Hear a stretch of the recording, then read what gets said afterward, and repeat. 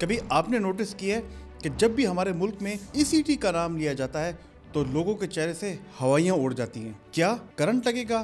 یہ تو mental hospital والی سب سے ڈینجرس تھراپی ہے، اور ECT لگ گئی تو بھائی آپ کی میموری ہمیشہ کے لیے گئی اور بندہ ہمیشہ کے لیے پاگل ہو جائے گا۔ یہ وہ باتیں ہیں جو اکثر لوگ ECT کے بارے میں کہتے ہیں، اور سب سے عجیب بات کہ جو لوگ ECT سے ڈرتے ہیں وہ بعد میں ڈپریشن، اسکیزوفرینیا اور اس طرح کی طرح مینٹل ہیلتھ ڈس آرڈر سے بہت زیادہ خراب ہوتے ہیں اور اپنی زندگی سے بھی ہاتھ دھو بیٹھتے ہیں، صرف اس لیے کہ ان کو ECT کا سچ پتہ ہی نہیں۔ آج کی اس ویڈیو میں میری کوشش ہوگی کہ میں آپ کو الیکٹرو کنولسو تھراپی جیسے ECT کے بارے میں ایسے سمجھاؤں جیسے کہ آپ کو کسی اور نے کبھی سمجھایا ہی نہ ہو۔ اور اگر اس ویڈیو کے آخر تک آپ جڑے رہے تو ایک چیز آپ کو پتہ چل جائے گی کہ ECT is not a shock therapy, بلکہ یہ ایک زندگی بچانے والی برین ٹریٹمنٹ ہے۔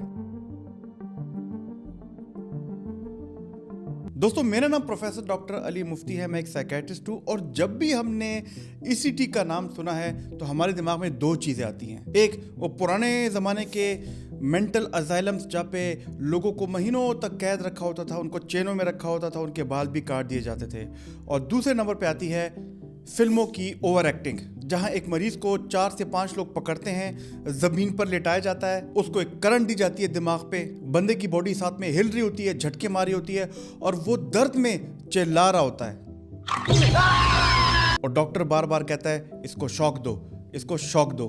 یہ سب چیزیں انتہائی غلط، ایگزیجریٹڈ اور جھوٹ پر مبنی ہیں۔ اگر ریئلٹی میں دیکھا جائے تو جس ٹائم کسی بھی مریض کی ECT ہو رہی ہوتی ہے تو اس کو کوئی ہائی کرنٹ نہیں دیا جاتا۔ جب بھی ECT ہوتی ہے تو مریض اپنے ہوش میں نہیں، اس کو بے ہوش کر کے دیا جاتا ہے۔ تیسری بات یہ ہے کہ جب مریض کو جھٹکے لگ رہے ہوتے ہیں جیسے فلموں میں، تو مریض کو جھٹکے لگتے نہیں ہیں، یہ میں آپ کو آگے ویڈیو میں بتاؤں گا۔ اور یاد رکھیے کہ 2 سے 5 منٹ کا پروسیجر ہے، اور اس سے آپ کا برین کا نیچرل وائرنگ سسٹم ریسیٹ ہو جاتا ہے، اور اس میں کوئی ہائی وولٹیج کرنٹ نہیں دیتے، بلکہ ایک بہت چھوٹی کنٹرولڈ الیکٹریکل سٹیمولیشن دیتے ہیں، جس سے آپ کا دماغ بہتر فیل کرنے لگتا ہے۔ اور سب سے بڑی کنفیوژن اور مت تو یہ ہے کہ ECT انسان کی یادداشت کو مکمل طور پہ ختم کر دیتا ہے، حالانکہ حقیقت یہ ہے کہ صرف شارٹ ٹرم میموری، یعنی کہ 2 گھنٹے سے 1 دن تک میموری ڈسٹرب ہوتی ہے اور پھر واپس ٹھیک ٹھاک طریقے سے آ جاتی ہے۔ ویسے ذرا آپ بھی سوچئے کہ یہ ECT اتنی زیادہ خطرناک ہے تو کیوں دنیا بھر کے مشہور ہسپتال، جس میں جان ہاپکنس، مایو کلینک، کلیولینڈ ہاسپٹل اور NHS UK میں ابھی بھی یہ دی جاتی ہے، کیونکہ ECT کام کرتی ہے ڈرامیٹکلی۔ لیکن کافی لوگوں کو تو یہ بھی نہیں پتا ہوتا کہ ECT ہمارے دماغ میں کام کیسے کرتی ہے۔ یاد رکھیے کہ ہمارا دماغ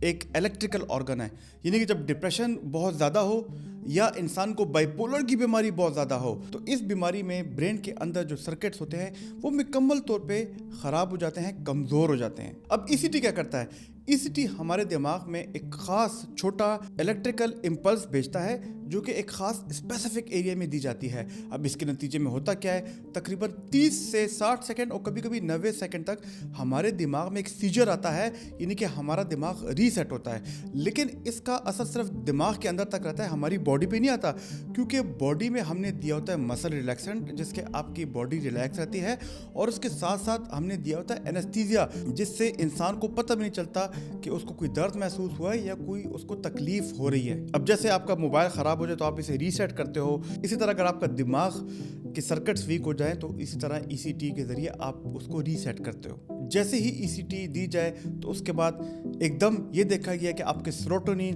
وہ ہارمون جو کہ آپ کی ڈپریشن انگزائٹی میں کم ہوتا ہے، ڈوپامین جو کہ آپ کو ریوارڈ دیتا ہے، آپ کو موٹیویٹڈ رکھتا ہے، وہ ایک دم زیادہ ہو جاتا ہے، اور اس کے ساتھ ساتھ گابا یعنی کہ جو کہ آپ کی انگزائٹی کو کم کرتا ہے، اس میں بھی زیادتی آتی ہے، اور اس کے ساتھ ساتھ ایک ایسا ہارمون جسے برین ڈیرائیوڈ نیوروٹروپک فیکٹر یعنی کہ BDNF کہتے ہیں، اس میں بھی بہتری آتی ہے، یعنی کہ آپ کا دماغ ہیلنگ کی طرف جاتا ہے اور انفلیمیشن، سوزش کم ہو جاتی ہے، یعنی کہ آپ کے دماغ کو ایک میڈیکلی کنٹرولڈ ریبوٹ مل رہا ہے۔ تو ذرا آپ خود سے سوچو کہ ایک بندہ جس کو پچھلے 1-2 مہینے سے 24 گھنٹے زندگی ختم کرنے کی سوچیں آ رہی ہیں، اور اس کے بیوی بچے بھی ہیں، اس کے فیملی ممبرز بھی ہیں، اور اس کے ساتھ ساتھ وہ دوائیوں سے بھی نہیں ٹھیک ہو رہا، ECT دینے کے 7 سے 10 دن بعد وہ بالکل بہتر ہو جاتا ہے، اس کی سوچیں ختم ہو جاتی ہیں اور اپنے بیوی بچوں کا بھی خیال رکھ پاتا ہے۔ تو آپ خود ہی سوچو، کیا یہ ہارر اور خوفناک ہے؟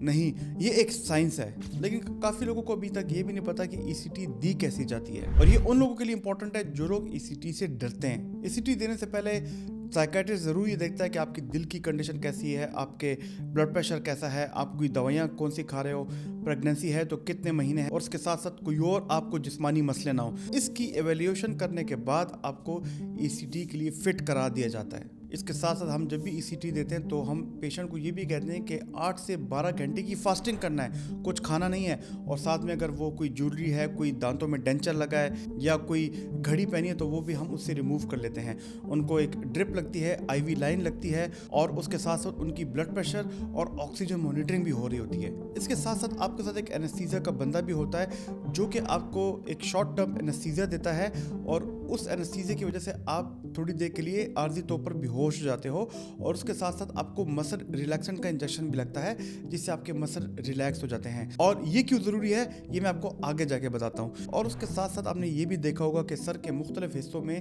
इलेक्ट्रोड्स लगते हैं। ये इलेक्ट्रोड्स वो तारें होती हैं जो कि एक ECT की मशीन के साथ आपके सर को कनेक्ट करती हैं। यहाँ पे मुख्तलिफ किस्म के इलेक्ट्रोड्स लगते हैं, यानी कि दिमाग के दोनों तरफ भी लग सकते हैं, दिमाग के एक तरफ भी 2 लग सकते हैं, और सामने की तरफ भी 2 इलेक्ट्रोड्स लग सकते हैं। डॉक्टर ये चेक करता है कि पेशेंट बेहोश है, उसके मसल रिलैक्स हैं, तो वो मशीन में जाके एक बहुत ही छोटा सा टाइनी एक इलेक्ट्रिकल स्टिमुलेशन को सेट करता है, जिसके बाद मरीज को 10 से 15 सेकंड तक के लिए दी जाती है।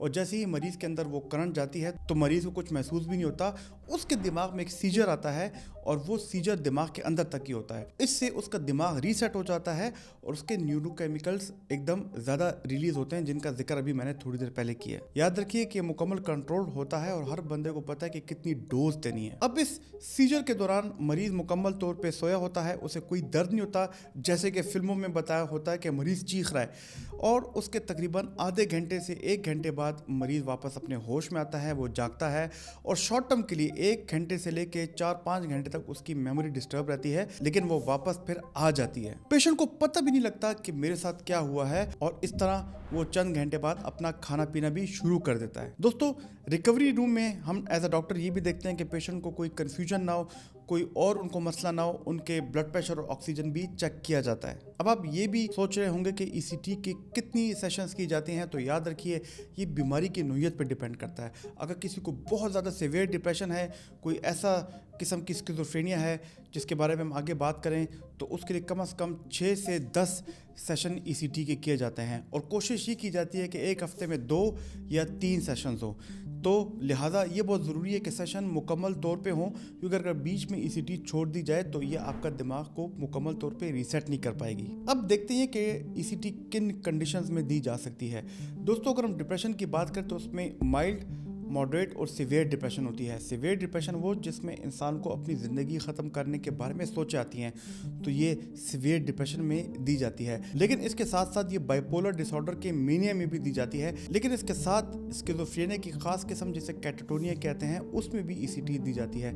याद रखिए कि कैटाटोनिया में बिल्कुल मरीज़ हिलता नहीं है, बोलता नहीं है, वो एक फ्रोजन स्टेट में रहता है, उसका जिस्म का पोस्चर भी एक जैसा रहता है, और खाना पीना भी छोड़ देता है, और इसके नतीजे में वो अपना केयर भी नहीं कर सकता।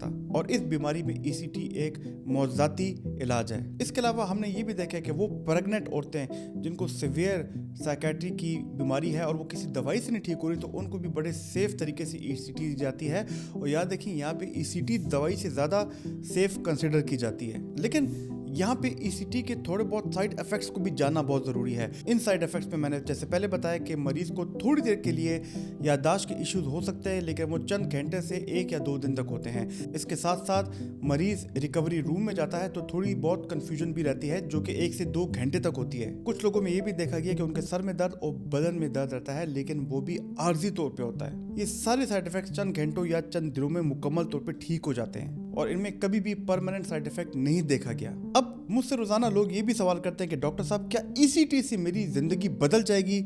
नहीं, आपकी ज़िंदगी नहीं बल्कि आप बदलेंगे, क्योंकि आपको डिप्रेशन नहीं होगी, आपका मिजाज बेहतर रहेगा, आप बेहतर ज़हनी हालत में होंगे, तो आप अपनी ज़िंदगी को फिर खुद से बदल सकते हैं। याद रखिए कि जब भी दवाइयाँ काम ना करें, इंजेक्शंस काम ना करें, एडमिशंस काम ना करें, तो इस सूरत में हम ECT देते हैं। ECT कोई टॉर्चर नहीं, कोई सज़ा नहीं, बल्कि ये साइंटिफिकली और मेडिकली प्रूव्ड एक इलाज है जो कि लोगों की ज़िंदगी बचा सकता है। दोस्तों, कैसी लगी आपको मेरी आज की वीडियो? अगर आपको ये वाली वीडियो पसंद आई तो हमारी ये वाली वीडियो ज़रूर देखना, जिसमें मैंने कॉग्निटिव बिहेवियर थेरेपी यानी कि टॉक थेरेपी के बारे में बात की है। आपको ज़रूर फ़ायदा होगा। मेरी कोशिश है कि इन वीडियोस के ज़रिए आपके अंदर साइकोलॉजिकल रेजिलियंस लाऊं, आपको ज़हनी तौर पे एक मजबूत शख्स बनाऊं। हमारी इस वीडियो को लाइक और शेयर ज़रूर कीजिएगा। कोई सवाल हो तो कमेंट कीजिएगा। अल्लाह ताला आपका हामी नासिर हो। शुक्रिया।